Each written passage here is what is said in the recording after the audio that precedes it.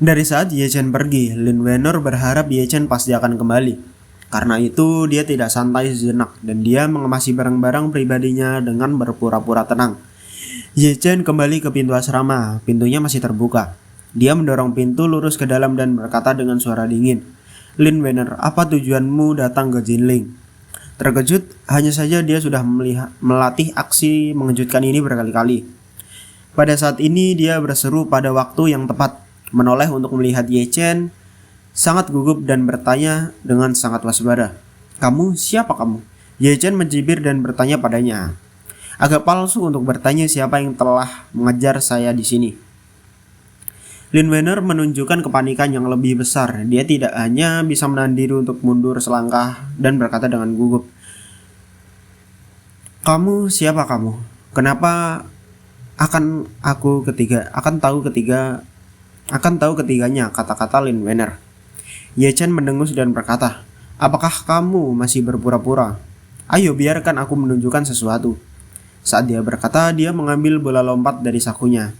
Cincin itu dikeluarkan, dan Lin Wenner juga bekerja sama dengan sangat baik untuk membuat ekspresi yang lebih terkejut dan berkata, "Mengapa kamu memiliki cincin ini? Cepat kembalikan padaku." Kemudian dia bergegas maju mencoba untuk mendapatkan dari tangan Ye Chen. "Ambil kuncinya." Ye Chen mengerutkan kening, menilai dari kinerja Lin Wenner, tampaknya gadis ini benar-benar tidak mengingat dirinya sendiri. Juga tidak ingat bahwa dia bertemu dengannya, dia tidak ingat bahwa dia telah menyelamatkannya, dan dia tidak ingat bahwa dia memberikan cincin itu atas inisiatifnya sendiri. Namun Ye Chen tidak berani mengambil kesimpulan, jadi dia mengangkat cincin itu tinggi-tinggi dan berkata dengan dingin, "Kamu memberiku cincin ini dengan tanganmu sendiri. Apakah kamu mau mengakuinya atau benar-benar tidak ingat?" "Tidak mungkin," Lin Wenner berseru dengan nada yang sangat marah. "Cincin ini adalah peninggalan yang ditinggalkan oleh ayahku. Aku selalu menganggapnya sebagai harta dan sama sekali tidak mungkin memberikannya kepadamu. Kamu pasti telah mencurinya dariku. Katakan padaku, apakah kamu anggota Po King Hui?" Ye Chen bahkan lebih bingung ketika dia mendengar dia menyebutkan kata Po King Hui. Dia tidak tahu apakah rangkaian perilaku gadis itu palsu atau nyata. Jadi dia menyuntikkan sinar energi spiritual ke otak Lin Wenner lagi, dan kali ini dia menggunakan lebih banyak energi spiritual dari biasanya. Lin Wenner merasakan ledakan energi spiritual memasuki lautan spiritual, tetapi pemikirannya sama sekali tidak terpengaruh oleh energi spiritual ini. Tetapi dia masih bekerja sama dengan sangat baik dan tenang. Menatap Ye Chen dengan mata kosong, Ye Chen merasa bahwa dia telah menggunakan lebih banyak aura kali ini. Jadi dia seharusnya aman. Jadi dia bertanya, "Apakah kamu masih ingat siapa aku?" Lin Wenner menggelengkan kepala. Ye Chen bertanya lagi, "Apakah kamu tidak melihatku?" Lin Wenner bergumam, "Aku belum." Ye Chen bertanya lagi, "Apakah kamu ingat ketika kamu hampir terbunuh di Eropa Utara?" Lin Wenner mengangguk, "Ya, sebagian."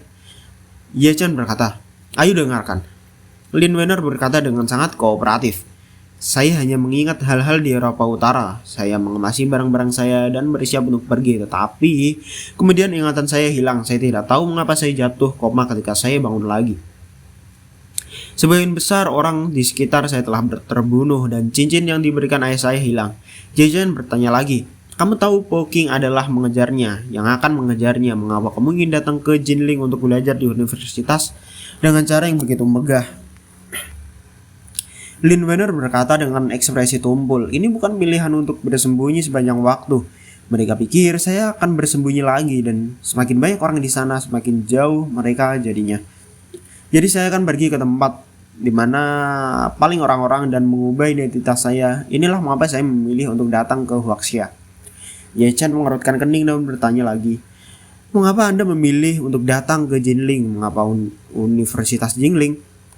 Lin Wenner tetap tenang dan menjawab satu persatu, "Alasan datang ke Jinling adalah karena kakek saya memiliki beberapa koneksi di Jinling dan dia dapat mengatur agar saya masuk ke Universitas Jinling." "Kakekmu?" Ye Chen bertanya lagi, "Siapa kakekmu?" Lin Wenner berkata, "Kakek saya adalah orang terkaya di Malaysia, Kiu Ying-san." Kiu Ying-san. Ye Chen pernah mendengar nama ini lebih dari sekali ketika dia menjadi mahasiswa di Universitas Jinling. Universitas Jingling membantu Universitas Jingling berkembang pesat. Jadi di Universitas Jingling kisahnya tertulis dalam sejarah. Dia tidak menyangka bahwa Lin Wener masih berhubungan dengan Qiu Yingshan. Jadi dia bertanya lebih terkejut lagi, siapa nama aslimu? Lin Wener berkata tanpa berpikir, nama asliku adalah Lin Wener. Ye Chen bertanya lagi, nama keluarga Qiu Yingshan adalah Qiu. Nama belakangmu adalah Lin. Bagaimana dia bisa jadi kakekmu? Lin Wener berkata, itu kakek jauh, sepupu jauh kakekku. Baru kemudian aku bertanya dia untuk memasukkan identitas Lin Xiaowan. Dan dia mengatur agar saya belajar di Jingling. Ye Chen bertanya lagi, lalu mengapa Anda memilih departemen arkeologi? Lin Wener berkata, saya tidak datang ke sekolah untuk belajar apapun, tapi untuk belajar di Jingling. Untuk menyembunyikan identitas saya dan memastikan keselamatan saya sendiri. Saya memilih arkeologi dari beberapa disiplin ilmu di Universitas Jingling. Saya sangat menyukai porselen, barang antik, dan kaligrafi dan melukis. Di antara banyak jurusan, Jingling Universitas ini satu-satunya yang menarik minat saya. Ye Chen setengah ragu, mengguncang cincin di tangannya dan bertanya padanya, apa yang istimewa dari cincin ini? Lin Wener menggelengkan kepalanya. Saya tidak tahu apa istimewa tentang itu. Cincin ini adalah peninggalan ayah saya. Dia meminta saya untuk menyimpan dengan aman sebelum dia pergi dan mengatakan kepada saya untuk tidak membiarkannya jatuh ke tangan orang lain. Ye Chen dengan sengaja bertanya kepadanya, lalu mengapa kamu memberikan cincin ini? Lin Wener bereaksi sangat cepat dan berkata dengan wajah kosong, kamu pasti telah melakukan kesalahan. Kamu tidak mungkin untuk saya untuk memberikan peninggalan ayah saya yang sangat berarti bagi saya untuk memberikannya kepada siapapun. Ye Chen mengerutkan kening dan bertanya, siapa ayahmu? Dan apa yang dia lakukan? Siapa namanya dan di mana dia lahir? Dan di mana dia mati? Lin Wener berkata, nama ayah saya adalah Lin Zulu. Dia lahir di Anjing dan meninggal di Yunnan Selatan. Adapun apa yang dia lakukan saya tidak tahu. Saya hanya tahu bahwa dia hanyalah seorang pejuang dan selalu menjadi musuh masyarakat Poking. Ye Chen bertanya, mengapa kamu dan Poking menjadi musuh? Lin Wener berkata dengan kosong, aku tidak tahu. Ye Chen menatap Lin Wener dan terus bertanya, sejak kamu datang ke Jingling, apakah pernah kamu melihatku? Lin Wener menggelengkan kepalanya dan menggelengkan kepalanya. Aku belum pernah melihatnya sebelumnya.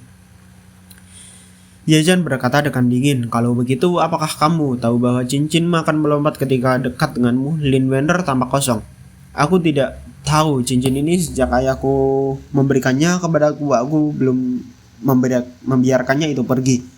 Saya tidak pernah tahu itu akan melompat ketika meninggalkan saya dan mendekat. Ye Chen mendengus dingin ketika cincin itu melompat. Untuk pertama kalinya saya sedang mengubdi di Universitas Jingling. Anda seharusnya berada di dekatnya di waktu itu. Untuk apa Anda datang ke Universitas Jingling? Lin Wener berkata, sebelum hari ini saya hanya datang ke Universitas Jingling sekali dan saya mengikuti kakek saya untuk menyelesaikan masalah penerimaan.